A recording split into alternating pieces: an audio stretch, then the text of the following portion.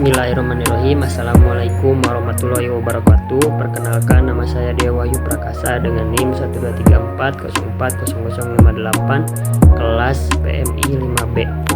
Pada kesempatan kali ini saya akan memaparkan mengenai konsep pengembangan ekonomi umat atau disingkat PEU, sebuah upaya strategis untuk mewujudkan kesejahteraan, keadilan, dan kemandirian ekonomi bagi masyarakat muslim. Bagian pertama yaitu konsep dasar, tujuan, dan urgensi PEU.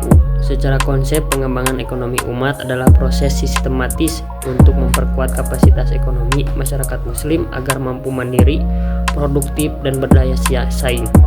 Tujuan utamanya adalah menciptakan, mengurangi kesenjangan sosial.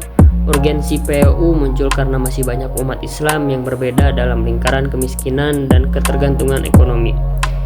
Islam menuntun umat agar menjadi umatan waston, umat yang seimbang, tidak lemah secara spiritual maupun material. Karenanya penguatan ekonomi menjadi bagian penting dari dakwah Islam kontemporer. Kemudian landasan filosofis PEU. Landasan filosofis PEU bersumber dari ajaran Islam yang menekankan keseimbangan antara aspek dunia dan akhirat. Nilai-nilai seperti tauhid, keadilan, kemaslahatan, dan ukhuwah menjadi pilar utama dalam setiap aktivis ekonomi umat.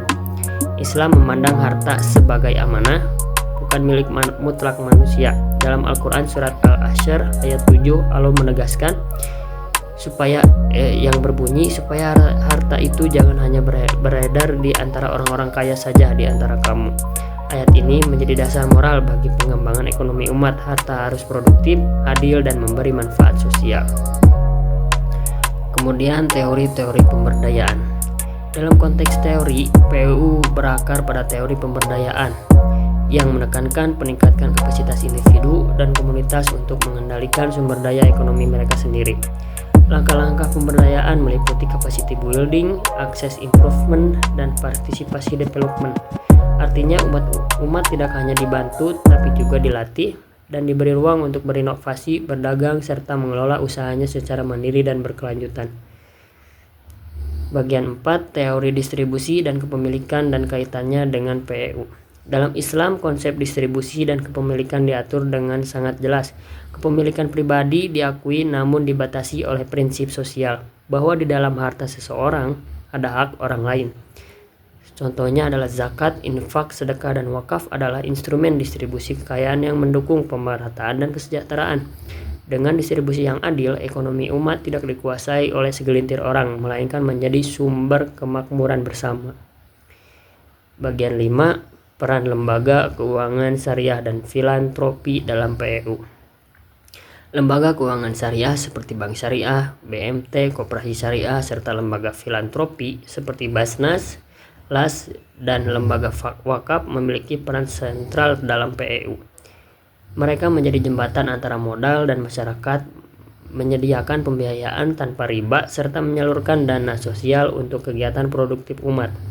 Dengan sinergi antara sektor keuangan dan filantropi Islam, ekonomi umat dapat tumbuh secara adil, berkelanjutan, dan penuh berkah. Bagian 6, peran komunitas dan digitalisasi dalam PEU. Di era modern, komunitas dan digitalisasi menjadi kunci percepatan PEU. Komunitas ekonomi berbasis masjid, pesantren, dan UMKM muslim dapat menjadi pusat kolaborasi dan inovasi. Sementara itu, digitalisasi membuka akses pasar yang lebih luas, dari e-commerce syariah hingga platform crowdfunding zakat dan wakaf. Dengan teknologi, ekonomi umat dapat melangkah ke tingkat global tanpa kehilangan nilai spiritualnya. Sebagai penutup, pengembangan ekonomi umat bukan sekedar urusan materi, tetapi juga bagian dari ibadah sosial. Ketika umat Islam kuat secara ekonomi, maka dakwah menjadi lebih efektif, kemiskinan berkurang, dan kemaslahatan semakin meluas. Semoga kita semua dapat berkontribusi dalam membangun ekonomi umat yang berkeadilan, berdaya saing, dan diridhoi Allah Subhanahu wa Ta'ala. Akhirul kalam, wassalamualaikum warahmatullahi wabarakatuh.